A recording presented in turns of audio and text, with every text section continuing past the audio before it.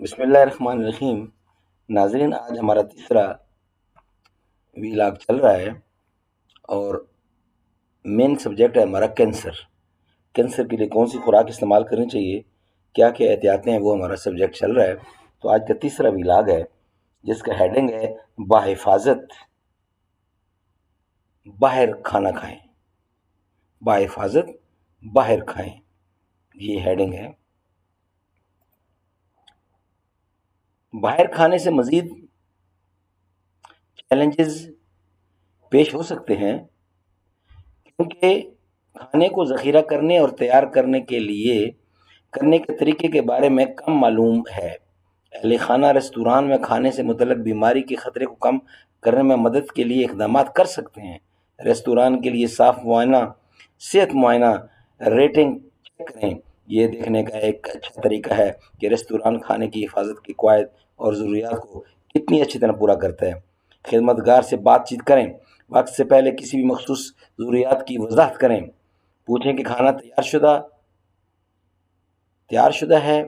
مسالہ جات کے single serving packages کی درخواست کریں۔ پھلوں کے جوس کو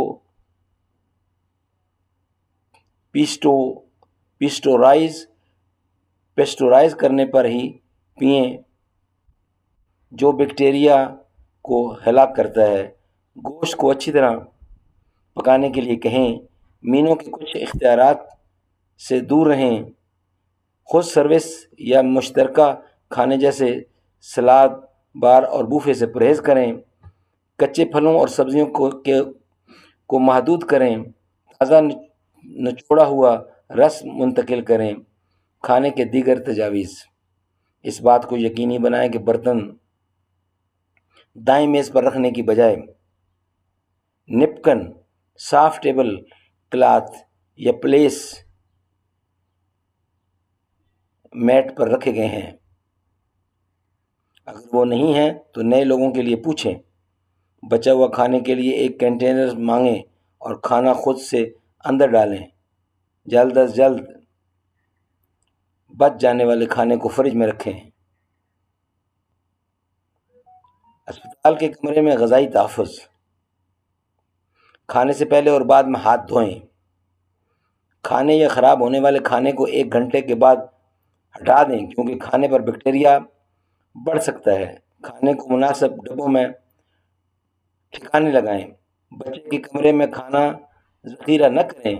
مقررہ فریج استعمال کریں۔ فریج میں دیے گئے کھانے پر بچے کا نام اور تاریخ لکھیں۔ ناظرین، یہ آج کا تیسرا ویلاگ تھا جو کینسر کے متعلق تھا، اور کینسر کے لیے ہم نے